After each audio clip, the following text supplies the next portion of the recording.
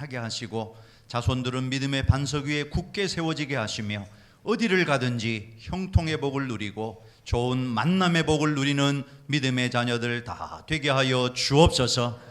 특별히 육신이 연약한 지체들 이 시간 주님의 보혈로 강력하게 덮어주시고 치료의 광선을 발라여 주셔서 이 시간 저들의 질병의 근원이 소멸되게 하여 주시옵소서. 모든 묶인 것과 얽매인 것에서 자유케 하시고 부채가 탕감되게 하시고 경제적으로도 복을 받게 하여 주셔서 하나님의 나라를 위하여 드리고 베풀고도 남음 있는 복된 삶을 살아가는 귀한 주의 권속들 다 되게 하여 주시옵소서. 이 시간도 하나님의 큰 은혜로 함께 하실 줄로 믿고 귀하신 예수님의 이름으로 감사하고 기도하옵나이다. 아멘. 자, 복습을 한번 해보겠습니다. 우리가 첫째 시간에 이전 것은 다 지나갔고 새로운 피조물이 되었다고 했습니다. 새로운 피조물은 어떻게 살아야 된다고 그랬죠? 첫 번째, 생각이 변해야 인생이 변한다. 두 번째, 표정이 변해야. 지금도 표정이 너무너무 좋아요. 이 표정 그대로 유지를 하셔야 됩니다. 항상 기뻐하는 삶. 우리는 기뻐해야 됩니다. 세 번째는 말이 변해야 인생이 변합니다. 오늘 새벽에는 우리는 영적 레위 지파인데 하나님의 축복을 흘려보내는 축복의 통로가 되어야 되는데 하나님의 축복이 있는 자리가 어디라고 했습니까? 첫 번째, 예배하는 곳에 하나님의 축복이 임합니다. 두 번째, 사랑하는 곳에 하나님의 축복이 임합니다. 여러분 옆에 있는 분과 한번 인사하겠습니다. 하나님의 사랑으로 너무 사랑합니다. 세 번째는 어느 곳에 축복이 임한다고 그랬죠? 헌신하는 곳에. 올 한 해는 여러분 하나님께 더 많이 헌신해서 하나님의 축복을 받고 그 축복을 흘려보내는 축복의 통로로 쓰임받기를 주님의 이름으로 축원합니다. 한 골프장 라카룸에 사람들이 옷을 갈아입고 있었어요. 그때 이 탁자 위에 휴대폰이 울립니다. 한 남자가 받았어요. 여보세요. 실내가 조용하니까 목소리가 다 들렸습니다. 여보, 나야. 아직 골프장이야? 그래, 나 지금 백화점인데 여기 내 맘에 드는 밍크 코트가 있네. 얼만데? 1,500만 원. 마음에 들면 사. 이런 남편 어디가 있어요? 1,500만 원짜리를 금방 사라고 그러네. 고마워. 그리고 좀 전에 벤츠 매장에 갔었는데 신형 모델이 2억 원밖에 안 한다네. 작년에 산 BMW도 바꿀 때가 된 것 같아서. 그래? 그것도 사. 이왕이면 풀 옵션으로 사. 이런 남편이 어디가 있어요? 고마워 여보. 참 한 가지가 더 있는데 뭔데? 아침에 부동산에서 전화가 왔는데 바닷가 배경으로 풀장이랑 테니스 코트가 있는 저택이 매물로 나왔다네. 가격이 괜찮대. 얼만데? 한 20억쯤 된다는데 이 남자가 아주 당당하게 큰 소리로 말했습니다. 그래, 바로 사겠다고 연락해. 그러고 전화를 딱 끊었어요. 그러니까 이 여자가 너무 알았어요 여보 사랑해 그러고 전화를 딱 끊었어요. 그러더니 이 남자가 이 휴대폰을 딱 들더니 이 전화기 누구 겁니까? 지금 뭐 한 겁니까? 남의 전화 가지고 생색을 다 낸 겁니다. 자, 그런데 우리가 신앙생활 할 때 남의 전화기로 하나님과 통하는 사람이 있어요. 내가 경험한 하나님, 나하고 하나님과의 관계가 이루어져야 되는데 뭐 누가 은혜 받았다더라, 누가 하나님의 축복을 받았다더라. 이제는 여러분이 축복의 주인공이 돼야 됩니다. 여러분 성경에 요셉이 뭐 복 받았더라, 그게 중요한 게 아니고 이제는 내가 내 전화기를 가지고 하나님 앞에 전화하고 하나님의 음성도 듣고 그러려면 우리가 하나님의 인도를 받아야 돼요. 여러분 신앙생활에서 가장 중요한 것은 하나님의 인도를 따라가는 겁니다. 그렇죠? 마귀의 인도를 따라가면 큰일 납니다. 하나님의 인도를 따라가야 돼요. 구약에 보면 요나라는 사람이 나오는데 하나님의 지시를 따르지 않고 반대로 다시스로 갔어요. 니느웨로 가는 것이 아니고 다시스로 갔어요. 그런데 배를 타러 가보니까 마침 다시스로 가는 배가 있는 겁니다. 이야, 잘 됐다. 역시 내가 하는 일은 만사형통이야. 만사형통 맞습니까? 우리도 그럴 때가 많아요. 내가 원하는 대로 뭔가 일이 잘 이루어지면 야, 잘 됐다. 하나님이 돕는 것이구나. 아니라는 것입니다. 하나님의 뜻을 따라가면요, 당장은 불행한 것 같은데 그 끝에는 반드시 하나님의 축복이 있다는 것을 꼭 기억하고, 올 한 해는 무엇보다도 하나님의 인도를 따르는 우리 안동 성결교회 성도들이 다 될 수 있기를 주님의 이름으로 축원합니다. 여러분, 신앙생활은 다른 게 아니에요. 여러분, 오늘도 하나님의 인도를 따르려면 말씀을 묵상해야 되고, 그 말씀 속에서 내게 주시는 하나님의 음성을 들어야 되고, 그 음성대로 순종하고 살아가야 돼요. 이게 매일의 누적된 순종이 하나님의 기적의 역사를 반드시 이루어내는 것입니다. 여러분, 신앙생활은 이렇게 하루하루 누적되면서 가는 거예요. 하루아침에 위에서 불 받아가지고 불 받았어도 그때부터 또 성장을 해야 되는 것입니다. 자, 그러면 정말 우리가 신앙생활을 하면서 하나님의 인도를 따라서 마지막 천국까지 잘 가려면 어떻게 해야 되느냐, 오늘 세 가지를 말씀을 드리겠습니다. 첫 번째는 하나님의 주권을 인정해야 한다는 겁니다. 이 말은 하나님이 내 인생의 주인이 되셔야 한다는 말이에요. 오늘 본문 1절입니다. 우리 같이 읽어보겠습니다. 시작. 마음의 경영은 사람에게 있어도 말의 응답은 여호와께로부터 나오느니라. 이 말을 어떤 사람은 하나님이 다 해주시겠지 하고 감나무 밑에서 입을 떡 벌리고 감 떨어지기를 기다리고 있습니다. 여러분, 감나무 밑에서 감 떨어지기를 기다리면 여러분 입에 똑 떨어지는 게 아니고 옷에다가 떨어지고 얼굴에다 떨어지고 그런 거예요. 내가 따서 먹어야 되겠죠? 이 말씀은 그런 말씀이 아니고, 일을 계획하는 것은 사람이 하지만 그 일을 이루시는 분은 하나님이시라는 것을 인정하라는 말씀입니다. 이 잠언 16장을 혹자들은 인생경영학 교과서라고 말합니다. 그래서 여러분, 잠언 16장을 깊이 묵상해 보면 여러분의 인생을 경영하는데 아주 중요한 원리들을 알아갈 수가 있는데, 유독 16장에 보면 1절과 같은 하나님의 주권을 강조하는 말씀이 계속 반복이 됩니다. 9절에도 나오고요, 33절에도 나와요. 그러니까 인생 경영 성공의 비결은 반드시 하나님의 주권, 하나님이 주인이심을 인정해야 됩니다. 여러분, 인생이라는 것은 누구를 주인으로 삼느냐의 싸움입니다. 어떤 사람은 돈이 주인이 되어 있어요. 돈만 보고 인생을 살아갑니다. 어떤 사람은 성공이 인생의 주인이 되어 있어요. 성공을 위해서 열심히 달려가요. 어떤 사람은 쾌락이 주인이 되어 있어요. 자, 옆에 있는 분에게 물어보십시다. 당신의 주인은 누구십니까? 대답도 좀 해보시기 바랍니다. 대답 한번 해보세요. 여러분의 주인이 누구예요? 하나님, 예수님. 하나님, 예수님이에요. 인생의 최고의 주인은 예수님입니다. 그래서 진짜 예수 믿는 것은, 따라합시다, 주인이 바뀌는 것이다. 제가 목회를 하면서 이게 가장 핵심이더라고요. 주인이 바뀌지 않으면 그 사람은 아직 신앙생활을 하는 게 아닙니다. 종교 생활을 하는 것이에요. 여러분, 오늘 마지막 집회를 하면서 정말 살아온 인생도 한번 돌아보고 남은 인생을 어떻게 살 것인가를 생각할 때 정말 내 인생의 주인이 예수님인가? 예수님이 하라고 하면 오늘 즉시라도 할 수 있는 그 믿음의 자세가 있는가? 이게 굉장히 중요하더라고요. 이게 안 되면 그 신앙은 모래에 집을 지은 것과 같더라 하는 것입니다. 여러분, 예수님을 주인으로 모셔야 돼요. 어떤 분은 예수님을 모시기는 모셨는데 자동차 트렁크에다가 모셨네? 그냥 있는지 없는지도 몰라요. 그냥 타고는 다녀. 예수님 가치는 있는 것 같은데 있는지 없는지도 모르고 신앙생활을 합니다. 어떤 사람은 예수님 그냥 뒷자리에 가만히 앉아 계세요. 운전은 내가 할 테니까 뒷자리에 모신 분이 있어요.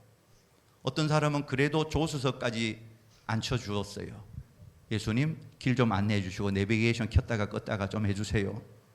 진짜 예수 믿는 사람은 누구겠어요? 운전석에서 내려와서 정말 예수님이 내 인생의 핸들을 쥐고 주님이 운전하실 수 있도록 내어드린 사람이 진짜 예수 믿는 사람입니다. 여러분, 이걸 꼭 명심하셔야 돼요. 매일 아침 우리가 새벽 기도하고 말씀 묵상할 때마다, 여러분, 저도 눈만 뜨면 이 고백을 합니다. 내 인생의 주인은 하나님이십니다.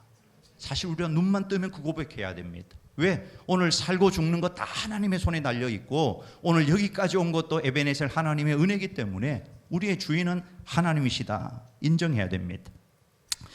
멧돼지가요, 감나무를 지나다가 홍시를 하나 발견했어요. 감나무 밑에.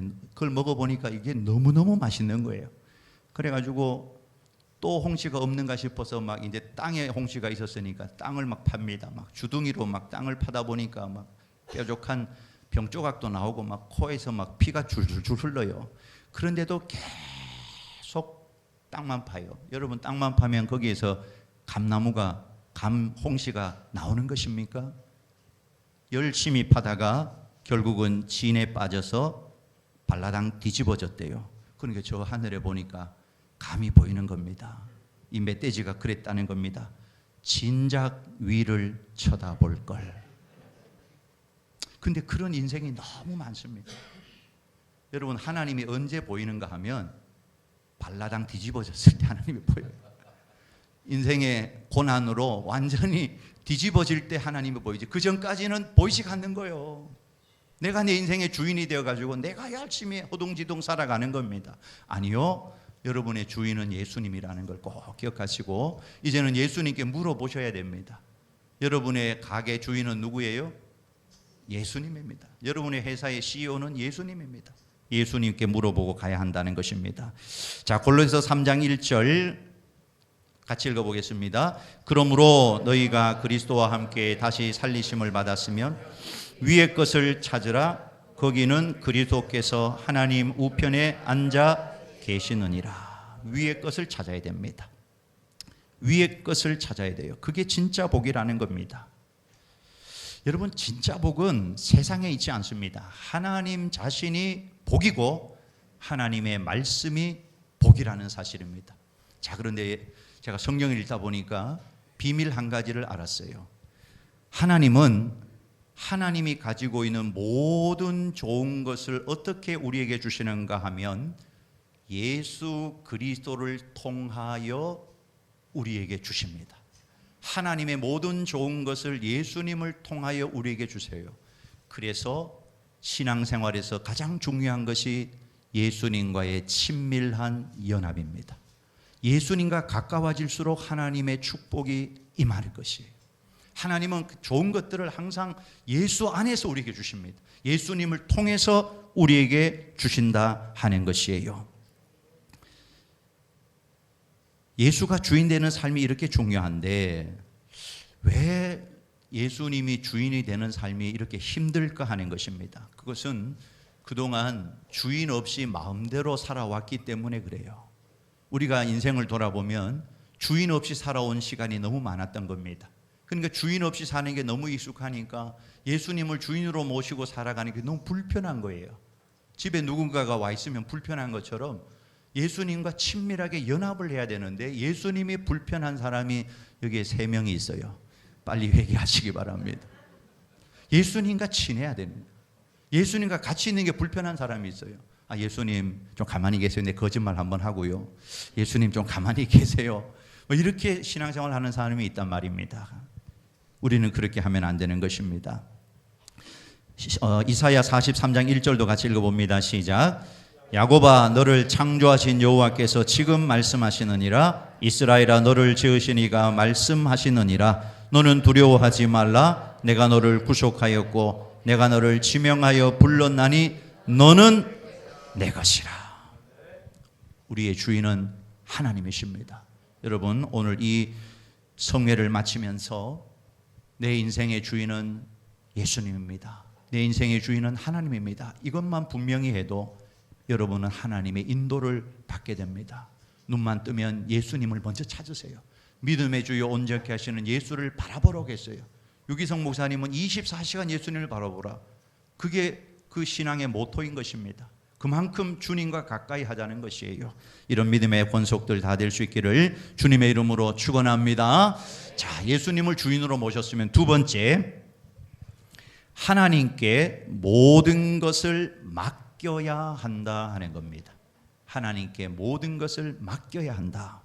3절입니다. 같이 읽어요.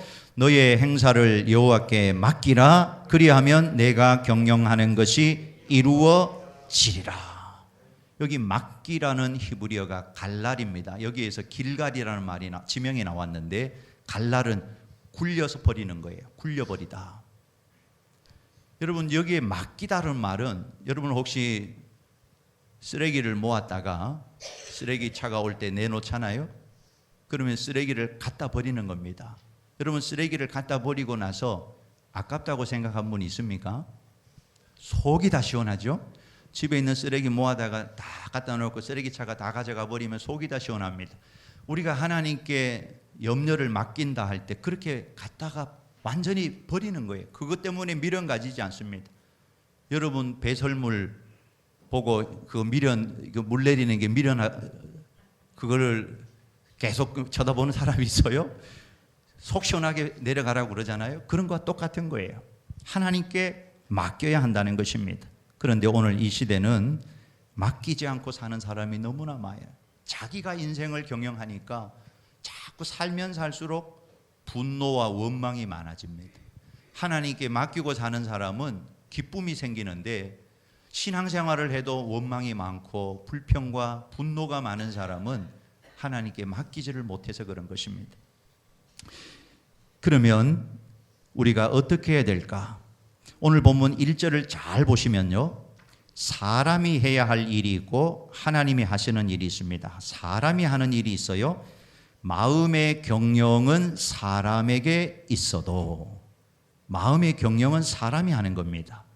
여러분 아무것도 안 하는 게 아니에요. 사람이 계획을 하고 거기에 따라서 수고하고 노력도 해야 합니다. 그러나 수고하고 노력만 한다고 다 되는 것이 아니고 그 결과는 하나님의 손에 있다. 그래서 우리의 마음은 늘 순수해야 돼요. 자, 오늘 본문 2절을 한번 보시기 바랍니다. 2절요 같이 읽어요. 사람의 행위가 자기 보기에는 모두 깨끗하여도 여호와는 심령을 감찰하시느니라. 사람은 겉으로 드러난 것만 가지고 판단을 해요. 그런데 하나님은 우리의 마음의 중심을 보시는 겁니다. 여러분 우리의 마음의 중심을 보시는 하나님 앞에 모든 것 다 맡겨야 돼요. 성경에 보면 맡기라는 말씀이 너무나 많이 나옵니다. 짐도 맡겨라, 행사도 맡겨라, 염려도 맡겨라, 원수 갚는 것도 맡겨라. 다 맡겨. 그러니까 신앙생활 잘하는 사람은 하나님께 맡기는 겁니다. 하나님께 맡겨요. 오늘도 여러분의 인생의 짐을 갖고 여기 왔잖아요. 이 부흥성회에 인생의 짐을 하나님께 다 던져버리셔야 돼요. 그리고 어떤 사람은 던졌던 거를 다시 또 와서 막 주워가요. 주워가지고 다시 가방 메고 가는 사람이 있어요. 여러분 예배 시간마다 하나님 앞에 인생의 짐을 다 맡겨야 됩니다. 짐을 맡기라고 했어요. 자, 오늘 본문에는 세 가지를 맡기라고 말씀하시는데 첫 번째, 행사를 여호와께 맡겨야 한다는 겁니다. 3절에 나오는 이 행사가 영어 성경에 보면 whatever you do라고 되어 있습니다. 너가 하는 무엇이든지, 너가 하는 무엇이든지 맡겨라. 말의 응답은 여호와께로부터 나온다.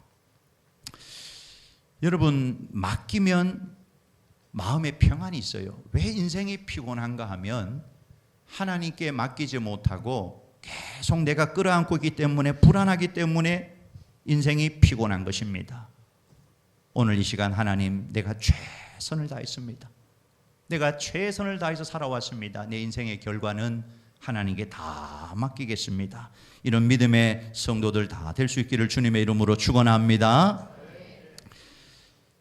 자, 그리고 여러분 어떤 분은요, 하나님보다 자기가 자기 사정을 더 잘 안다고 생각합니다. 그래서 하나님 꼭 이렇게 돼야 됩니다.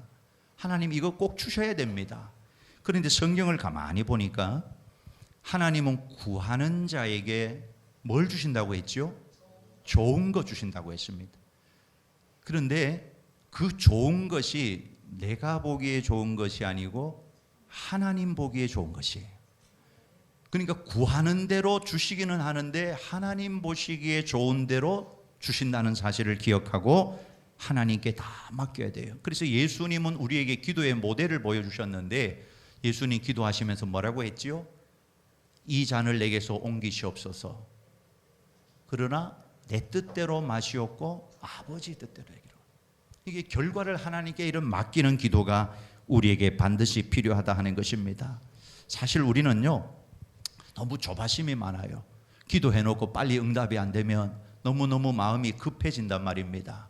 자, 그런데 하나님의 시간표는 1.1획도 틀림이 없습니다. 한치의 오차도 없이 정확한 시간에 정확하게 여러분의 인생에 응답하시는 하나님이신 것을 믿으시기 바랍니다. 제가 이런 글을 보았어요. 어떤 사람이 19세에 결혼을 했다. 그런데 27세에 이혼을 했다. 어떤 사람은 40세까지 미혼으로 살아갔지만 그 후에 결혼해서 95세까지 해로하며 행복하게 살았다. 어떤 사람은 22세에 대학을 졸업했다. 그러나 좋은 일자리를 얻기 위해 10년 이상을 기다려야 했다. 어떤 사람은 25세에 회사 CEO가 되었다. 그런데 50세에 사망했다. 다른 이는 50세에 CEO가 되어서 90세까지 살았다. 오바마는 55세에 은퇴를 했다. 그러나 바이든은 79세에 대통령직을 시작했다. 여러분, 각자의 인생은 각자의 인생에 맞는 때가 있어요. 하나님은 그 모든 때를 아름답게 하시는 분이라는 겁니다. 여러분, 너무 조급할 필요 없어요. 여러분, 지금까지 인생 잘 살아오셨습니다. 정말 잘 살아오셨어요. 하나님의 때에 맞게 여기까지 살아왔어요. 그러니까 너무 인생에 대해서 조급하게 생각하지 말고 하나님께 여러분의 모든 행사를 다 맡기고 살아가는 믿음의 승리자들이 다 될 수 있기를 주님의 이름으로 축원합니다. 자, 두 번째는 뭘 맡겨야 되느냐? 다른 사람들을 하나님께 맡겨야 한다는 겁니다. 사람을 하나님께 맡기는 겁니다. 특별히 나에게 악하게 한 사람, 내 마음에 들지 않는 사람을 하나님께 맡겨야 돼요. 우리는 이런 마음, 우리 안동 성결교회는 그런 사람이 없을 거예요.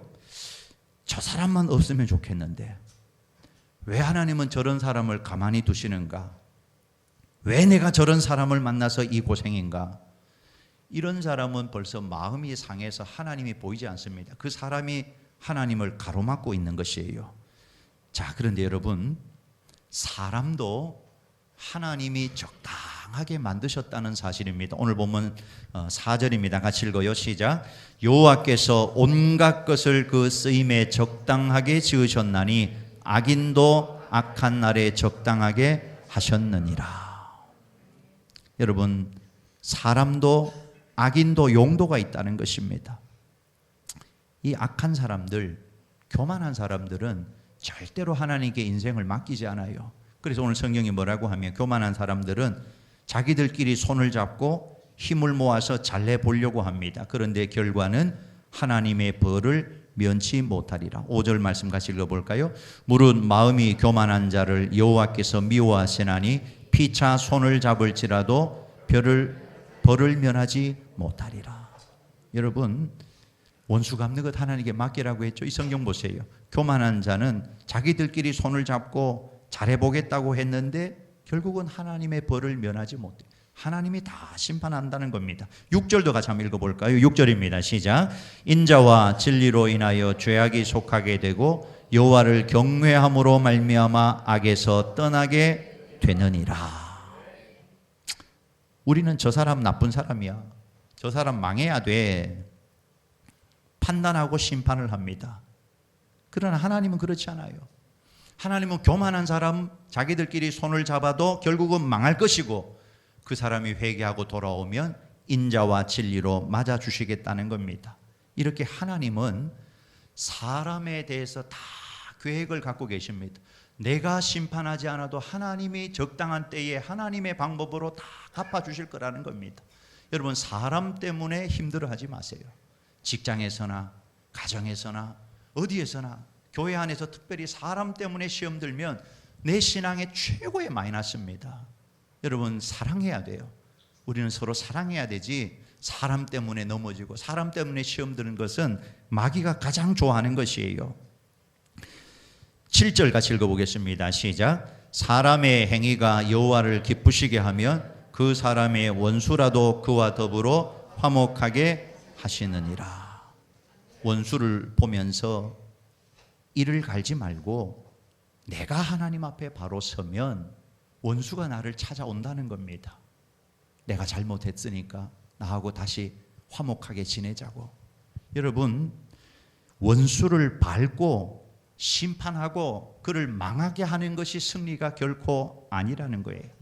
원수가 나를 존경해서 나에게 찾아와서 같이 잘 지냅시다, 이렇게 만드는 것이 인생의 승리입니다. 여러분, 이렇게 할 수 있어요.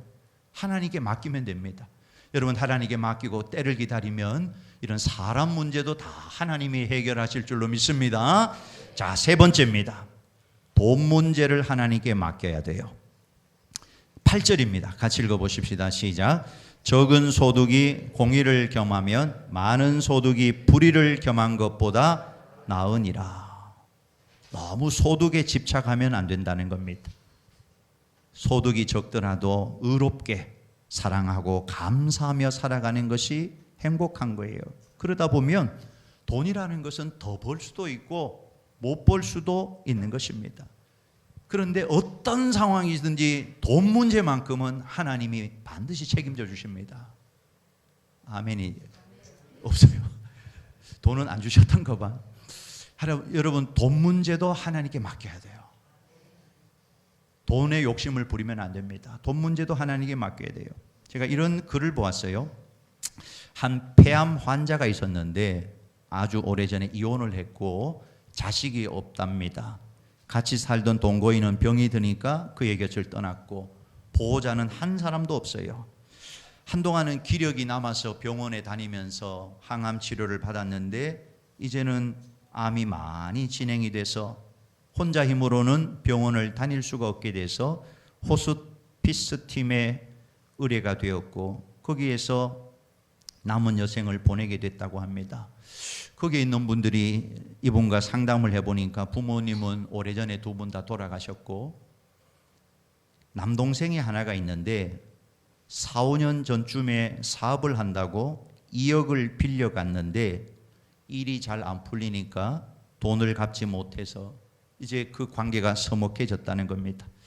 그래도 이제 이 사람이 이제 시간이 얼마 남지 않았으니까 이 호스피스 팀에서 사람을 수소문해서 그 동생을 찾았대요.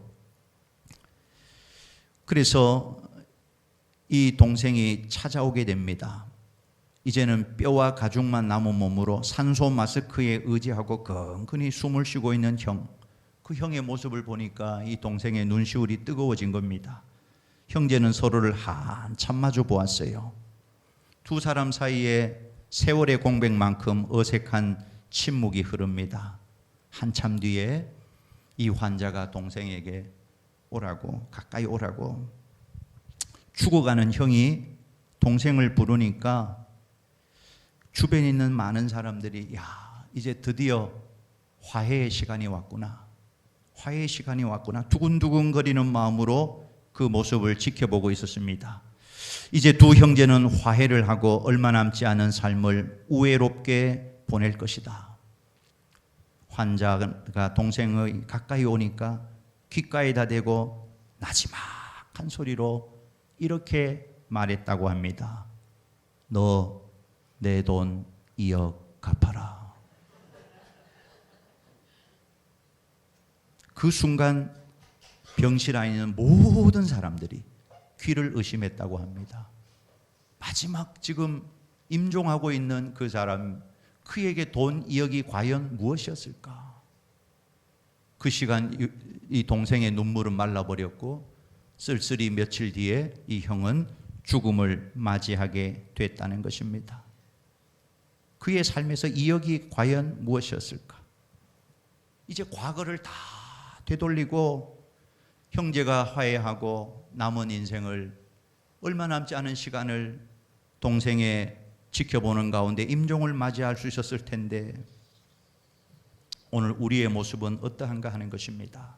자, 여러분, 인생의 일 문제, 돈 문제, 사람 문제 하나님께 다 맡겨야 돼요. 여러분, 왜 성경에 맡기라는 말씀이 많이 나오는가 하면 맡겨도 되기 때문이고 맡길수록 더 잘 되기 때문입니다. 여러분, 오늘 이 시간 여러분의 인생의 짐을 다 하나님께 맡기세요. 일 문제도 사람 문제도 돈 문제도 하나님께 맡기면 하나님이 더 잘 해결하십니다. 하나님이 우리 인생의 주인이심을 믿으시기 바랍니다. 마지막 세 번째입니다. 하나님의 인도를 받으려면 하나님과 동행해야 한다 하는 것입니다. 자, 9절 말씀 우리 같이 한번 읽어보겠습니다. 9절입니다. 시작.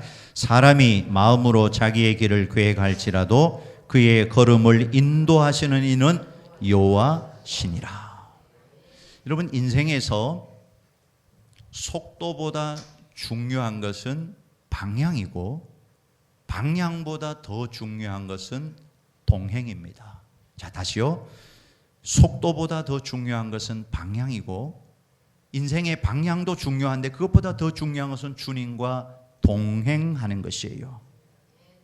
여러분, 예수님과 동행하고 계십니까? 동행하는 사람은 누구와 동행하느냐가 굉장히 중요합니다. 성경에 보면 하나님과 동행했다고 기록된 사람이 세 사람이 나와요. 노아가 있고 에녹이 있고 아브라함이 있습니다. 이 세 사람은 구체적으로 하나님과 동행했다고 말씀합니다. 그런데 노아와 에녹은 그냥 동행이라는 말만 나오고 있고 하나님과 동행하는 것이 구체적으로 어떤 의미가 있는지를 아브라함이 보여줍니다. 창세기 17장 1절 말씀 우리 같이 한번 읽어볼까요? 아브라함이 99세 때에 여호와께서 아브라함에게 나타나서 그에게 이르시되 나는 전능한 하나님이라 너는 내 앞에서 행하여 완전하라. 내 앞에서, 이 말은 원문의 뜻이 내 얼굴 앞에서 걸어가라. 영어 성경을 보면 walk before my face, 하나님의 얼굴 앞에서 걸어가는 삶, 그것이 하나님과 동행하는 삶입니다. 아담이 선악과를 따먹은 다음에 제일 먼저 한 행동이 하나님의 낯을 피하여 숨었다는 겁니다. 그건 하나님과의 동행을 버린 것이에요. 우리는 항상 하나님과 동행하는 것은 하나님의 얼굴 앞에서 걸어가는 삶을 사는 겁니다. 하나님이 내 삶을 보고 계시다는 그 의식을 가지고 살아가는 것이에요. 하나님과 동행하는 사람은 반드시 하나님을 경외하게 되어 있습니다. 6절입니다. 같이 읽어요. 인자와 진리로 인하여 죄악이 속하게 되고 여호와를 경외함으로 말미암아 악에서 떠나게 되느니라. 하나님과 동행하는 사람은 하나님을 경외하고 정말 하나님을 두렵고 떨림으로 경외하는 사람은 악에서 떠나게 된다는 것입니다. 미국의 존 비비어 목사님이 쓴 책이 있는데 무엇이 선인가라는 그 책에서 1980년대 미국의 유명한 텔레비전 설교자였던 한 목사가 간통죄와 사기죄를 저질러서 감옥에 갔을 때 이 비비어 목사님이 면회를 한 이야기인데 그 수감된 목사에게 이렇게 물었대요. 언제부터 예수님에 대한 사랑을 잃어버렸나요? 그 목사가 대답을 합니다. 그런 적이 없어요. 비비어 목사가 깜짝 놀랍니다. 어떻게 그럴 수 있단 말입니까? 이 비비어 목사를 그 감옥에 수감된 목사가 쳐다보면서 이렇게 말합니다. 존, 나는 그 일을 겪는 동안 늘 예수님을 사랑했습니다. 그러나 그분을 두려워하지 않았습니다. 여러분, 어떻게 예수님을 알고 예수님을 사랑하는 사람이 예수님을 두려워하지 않을 수 있냐 하는 것이에요. 기도의 사람 조지 뮬러 목사의 일기에 보면 그가 할레 대학에 신학교 공부를 했는데 그 신학생 900명 가운데 9명만 하나님을 두려워하는 사람이었다고 회상을 합니다. 아니, 신학교에 주의 종이 되겠다고 목회하러 공부하러 온 학생이 하나님을 두려워하지 않는다? 왜 그런 것입니까? 하나님과 인격적으로 동행하지 않기 때문에 그런 것입니다. 하나님 앞에서 살지를 않는 거예요. 하나님을 사랑하기는 사랑하는데 하나님을 두려워하지는 않는 겁니다. 저는 오늘 한국 교회의 혼란이 바로 여기에 있다고 생각이 되어져요. 예수님과 십자가의 복음은 잘 아는데 주님과 동행하지는 않아요. 주님의 얼굴 앞에서 정말 주님을 의식하면서 살지를 않는다는 겁니다. 그래서 교회 안에서 말을 함부로 하고 욕심을 내고 거짓을 말하고 파렴치한 죄를 짓고 교회를 분열시키는 일을 저지른 사람들, 그들은 예수님과 동행하지 않는 사람입니다. 자, 그런데 왜 예수님을 우리가 모시고 신앙생활을 하는데 왜 예수님의 능력이 우리의 삶에 나타나지 않는가 하는 것입니다. 그 이유는 예수님을 모시고 살아가기는 하는데 내 마음대로 살고 싶은 거예요. 내 자아와 고집에 예수님이 치이는 것입니다.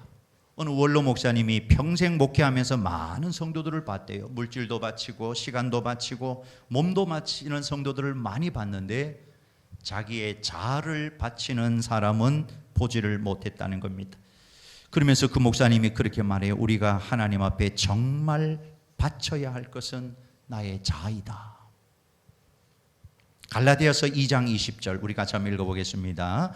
내가 그리스도와 함께 십자가에 못 박혔나니 그런즉 이제는 내가 산 것이 아니요 오직 내 안에 그리스도께서 사신 것이라.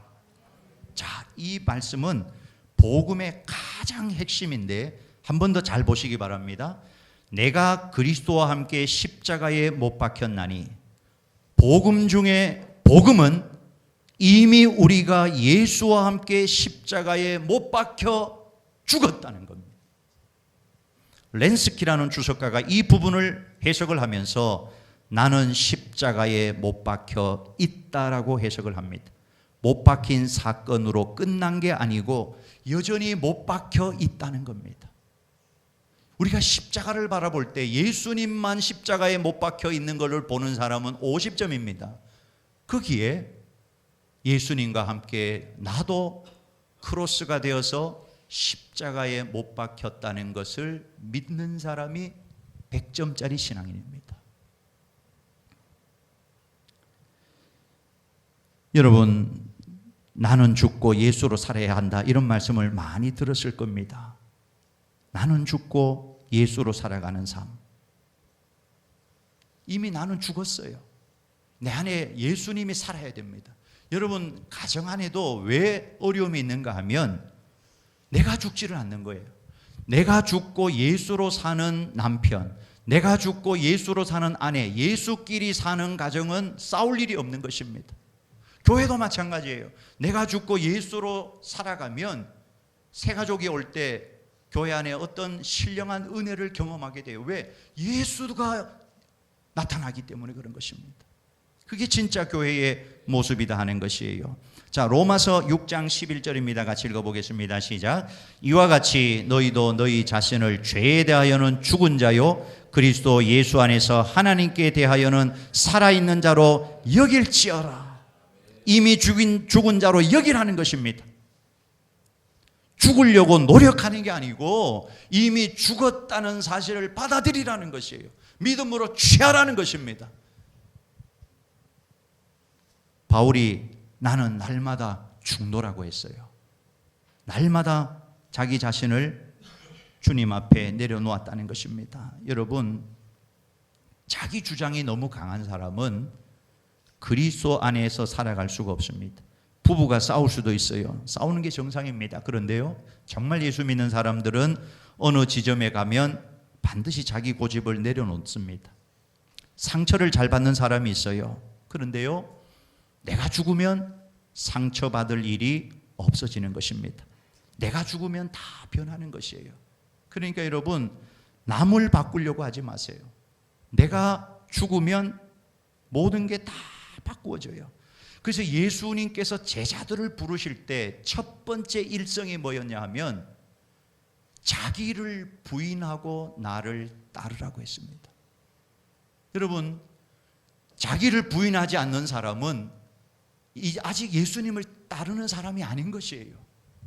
자기가 부인되어져야 합니다. 내가 이미 십자가에 죽었다는 게 믿어져야 예수님의 제자로 따라가는 사람이 된다는 것입니다. 자기를 부인하고 예수님을 따라라. 나를 부인하지 않으면 사실 신앙생활은 원천적으로 불가능해요.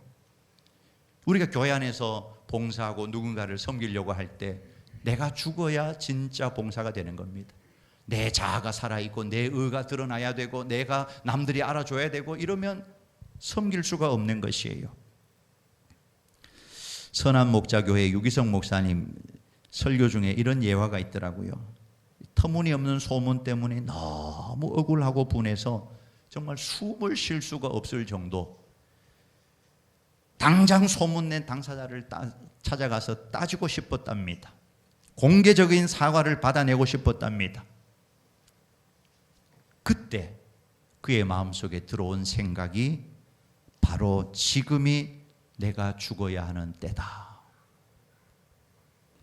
그런데 어떻게 죽어야 될지를 모르겠더래요. 그래서 몸부림치면서 기도하다가 이런 고백이 터져 나왔다고 합니다. 하나님, 유기성은 죽었습니다. 하나님, 유기성은 이미 죽었습니다. 2번, 3번, 4번 마치 실성한 사람처럼 계속 그 고백을 했답니다. 10번째 고백을 하는 순간 죽음이 자기에게 임하는 것을 느꼈대요. 그 마음속에 미움도 섭섭함도 억울함도 분노도 전혀 남아있지 않았다고 합니다. 통곡이 터져나오고 십자가 앞에서 그렇게 울어본 적이 없었다고 합니다. 그때 주님의 마음을 알게 되었다고 말합니다.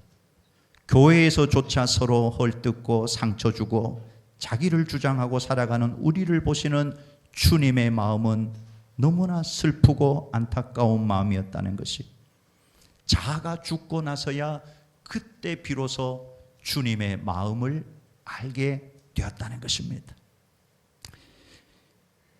말씀을 정리하겠습니다. 자, 여러분, 내가 죽고 예수로 살려면, 내가 죽으려면 내 힘만 갖고는 안 돼요. 성령께서 역사하셔야 됩니다. 여러분, 우리의 자아가 얼마나 강한지요? 이 자아는 나이가 들수록 더 강해져요. 죽어가면서도 자기의 자아를 내려놓지 못하고 끝까지 자기 고집대로 가는 분들도 있다는 것입니다. 그래서 성령 충만함이 필요해요. 성령의 능력은 우리의 육체의 소욕을 꺾고도 남음이 있는 것을 믿습니다. 우리 안동성결교회 모든 성도들은 성령이 충만해서 여러분의 자아를 꺾어야 돼요. 나는 죽고 예수가 살면, 여러분의 자녀들도 부모가 죽고 예수로 살면 자녀들이 살아납니다. 내가 죽고 예수로 살면 새 가족이 살아납니다. 교회가 은혜로워져요. 교회는 예수가 모이는 곳입니다. 나는 죽고 예수로 살아가는 삶, 이것보다 더 복된 삶은 없다 하는 것입니다. 제가 첫날도 어저께도 말씀을 드렸는데 98년도에 안동교회를 개척하고 안동교회에서 떠나서 지금 한 25년 만에 오늘 이렇게 만나게 해서 너무 감격적인데, 그동안의 목회 여정을 쭉 보니까요, 교회 성장을 위해서 세미나도 많이 다녔어요. 예전에 지 목사님 살아계실 때 늘 가방 들고 세미나 많이 쫓아다녔어요. 햇불회 세미나도 열심히 다니고 많이 배웠어요. 어떻게 하면 빠른 방법으로 교회를 성장시킬까? 교회를 부흥케 하는 게 마음의 소원이었어요. 온통 목회 성공하는 것, 설교 잘하는 것, 사역의 열매를 추구하는 나의 모습을 발견했습니다. 가만히 보니까 예수님을 놓치고 있었더라고요. 내가 성공하는 것, 내가 설교 잘하는 것, 내가 목회 성공하는 것, 여러분, 주님보다 앞서는 것은 다 우상입니다. 아무리 그게 목회 성공이고 뭐 교회에서 헌신하고 봉사하는 거여도 주님보다 앞서는 것은 다 우상이라는 것을 꼭 기억하셔야 돼요. 여러분, 우리는 누구를 바라봐야 되는가 하면 예수님을 바라봐야 됩니다. 예수님과 하나가 되지 못하고 예수님과 동행하지 못한 사람이 아무리 목회에 성공을 하고 사역의 열매가 있다고 한들 그게 결코 복이 되겠냐 하는 것입니다. 여러분, 이제 마지막 성회를 마치면서 정말 예수님과 동행하는 삶을 꼭 살아가시기 바랍니다. 예수님과 동행하는 삶, 나는 죽고 예수로 살아가야 돼.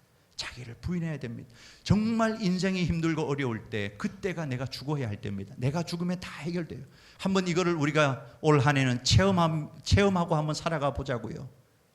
정말 분노가 일어나고 원망이 일어날 때, 그때가 내가 죽어야 될 때다 생각하고 하나님 앞에 엎드리십시오. 내가 죽으면 다 해결됩니다. 내가 죽으면 문제는 다 해결돼요. 여러분, 토끼와 거북이 이야기 아시죠? 왜 느린 거북이가 토끼를 이겼을까요? 사실 거북이는 토끼를 이길 수 없다는 것을 알고 경기를 한 겁니다. 거북이가 토끼를 이길 수는 없어요. 그런데 가만히 그 이야기를 들여다보면 토끼는 누구를 보고 뛰었는가 하면 거북이를 보고 뛰어요. 내가 거북이보다 빠르다고 생각하고 거북이하고 비교하고 잠도 자고 거북이만 바라보고 그 경주를 합니다. 그런데 거북이는 어떻게 경주한 겁니까? 결승점을 바라보고 경주한 거예요. 이게 바로 예수 믿는 사람인 것입니다. 우리는 사람 때문에 사람 보고 비교하고 사람 때문에 상처받고 그게 아니에요. 우리의 마지막 결승점, 주님 앞에 서는 그날을 바라보고 주님을 바라보고 믿음의 선한 싸움을 싸워야 되고 달려갈 길을 끝까지 다 마쳐야 돼요. 우리 목사님 그런 이야기 하더라고요. 안동 성결교회는 권사님은 은퇴가 없다고 그래요. 맞아요? 그래서 제가 바로 접수를 했습니다. 이제 돌아가면 우리도 권사님들 은퇴가 없습니다. 선포하려고 그래요. 주님 앞에 서는 그날까지 달려갈 길을 마쳐야 됩니다. 우리의 목표는 하나님의 나라예요. 그때까지 나는 죽고 예수로 살아가야 됩니다. 여러분, 정말 예수가 여러분의 인생의 주인이 되셔야 돼요. 여러분, 오늘 이 설교는 사실 좀 어려운 설교일 수도 있어요. 그런데 듣기는 쉬울 수도 있어요. 그런데 살기가 어려워요. 그러나 여러분, 이게 기독교의 핵심입니다. 기독교는 뭐냐? 주인이 바뀌는 겁니다. 정말 예수가 내 인생의 주인이 돼야 돼요. 이거는 말로만 갖고는 되지를 않습니다. 정말 날마다 우리가 하나님 앞에 나는 죽고 예수로 살아가는 내 인생의 주인은 예수님입니다. 정말 예수님이 여러분의 인생의 주인이 되셔. 그리고 여러분의 모든 것을 맡겨야 돼요. 일도 사람 문제도 돈 문제도 다 맡겨야 돼요. 그리고 하나님의 눈앞에서 하나님을 의식하고 하나님을 두려워하면서 하나님 앞에서 하나님과의 동행하는 삶을 살아가면 반드시 하나님의 인도를 따르게 되고 그 끝은 하나님의 나라가 될 것이고 하나님의 축복이 될 것입니다.